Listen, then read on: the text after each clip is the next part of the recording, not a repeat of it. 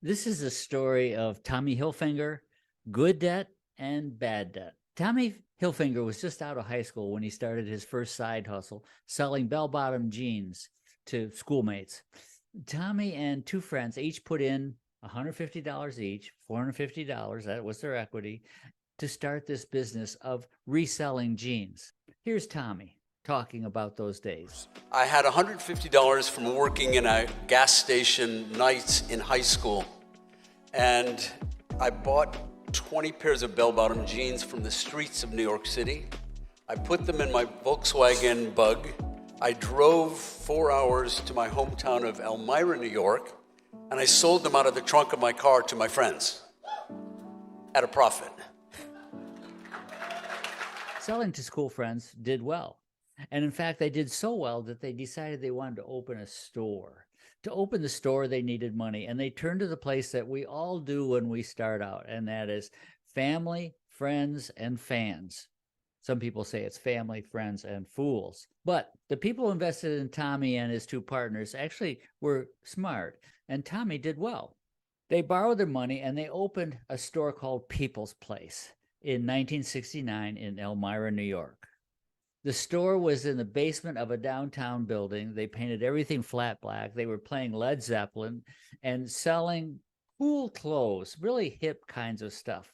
I met Tommy in 1970. He had an apartment that was halfway between my college and People's Place store.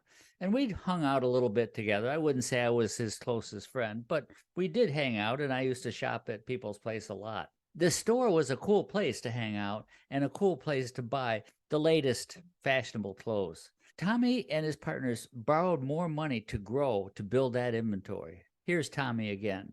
People's Place was named People's Place because it was a place for the people.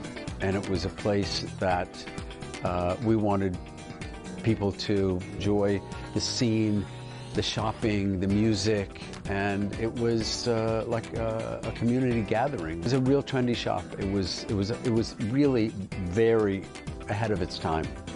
And I think when we first opened and we were wearing bell-bottoms and had long hair and were blasting Led Zeppelin and the Rolling Stones, people thought we were a little crazy, but it turned into a real business. And I wish I could go back and just spend another day at People's Place in downtown Elmira. I realized my dream of becoming a brand when I was at People's Place, thinking about what my customers would want, and if I could design and manufacture a line of clothes, I could maybe morph or build a global brand. To fund the expansion, they borrowed money, but this time from banks. That was good debt. And so what is good debt? Good debt supports a proven business model, which they had. They had been selling clothes part-time and now selling in People's Place in the basement. So they had a proven business model that was successful. It also is money that helps the business grow or expand in some reasonable way. And then the third rule is good debt generates more income for the business than what it costs. This is called the hurdle rate. Hurdle rate is used by major businesses to determine whether an investment is worthwhile. The hurdle rate is nothing more than the cost of capital. If the hurdle rate is 20% and the investment is going to bring in more than 20%, then that's good debt. Tommy was smart and borrowed money because he could make more money selling bell-bottoms and army coats and all those cool things in the 70s than what the low interest rates in the early 70s would cost him. People's Place did really well. Then something happened, and that something is the other kind of debt that you sometimes face, and that is when shit happens, you need money. In Tommy's case, it was Hurricane Agnes. I can remember getting the call from a friend of mine that said, hey, Tommy's in trouble. And because they were in the basement and this hurricane was coming, the basement had a high probability of getting flooded. In fact, by the time I got there, there was already water on the floor. So we started moving inventory out to his mother's house and his apartment and other places. So to salvage that inventory, then to replace it and rebuild the store after Hurricane Agnes had passed, that's another time to borrow money. And it's good debt if It gets you back into business after equipment breakdowns or something like this where you have a hurricane come through. To rebuild the business, Tommy needed a new location and more money, and he borrowed to reopen People's Place, more good debt. That borrowing saved the business.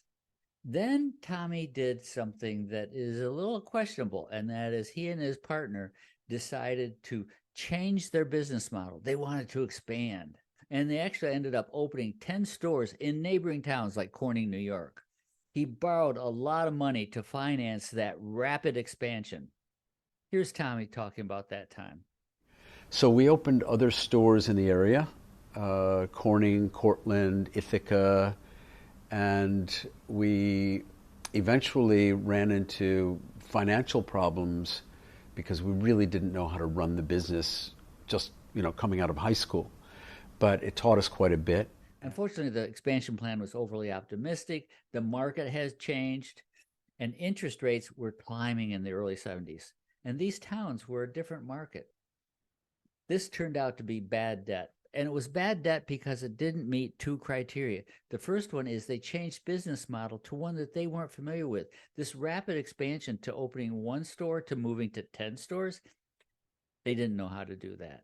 The second thing is the hurdle rate had changed because of inflation in the early 70s. The cost of money was much higher, but their business expansion couldn't keep up with that cost of money. Any debt that decreases the business's net worth in the future is called bad debt. And in this case, that borrowed money and the lack of revenue from those other 9 stores created a real problem for People's Place. People's Place ended up filing for bankruptcy in 1977, and the partnership obviously collapsed. And it's all because of this switching from good debt to bad debt and not understanding the market. Luckily for Tommy, he moved to New York City to pursue his career and his dream of being a fashion designer. He worked on several different labels, including Jordache Jeans. In the early 1980s, he met Mohan Morjani, an Indian financier who was in the textile business. He had a lot of money, and he is willing to fund Tommy in opening a new line of clothing, the Tommy Hilfiger line, which you see today in every city and every mall. Tommy had learned his financial lessons, and he let Morjani handle the financial side of this for many years until he broke off and did some different things. But he ended up letting Morjani take the good debt. With Morjani's financial backing and good debt, Tommy was able to open his first Tommy Hilfiger signature collection in 1985. Tommy had learned his financial lessons about good debt and bad debt. And from then on, it was going to be good debt, and he's managed things very carefully. And that's why you see Tommy Hilfiger everywhere today. This is a great lesson in good debt and bad debt. Dreams do come true. And for the young people, if you have a dream and a goal and a desire, don't give up. Because it's easy to give up. But if you put your mind to it, you can actually accomplish whatever you want to accomplish. And I would like to thank all of our fans and family friends for being so supportive all these years. And thank Elmira for giving me my roots.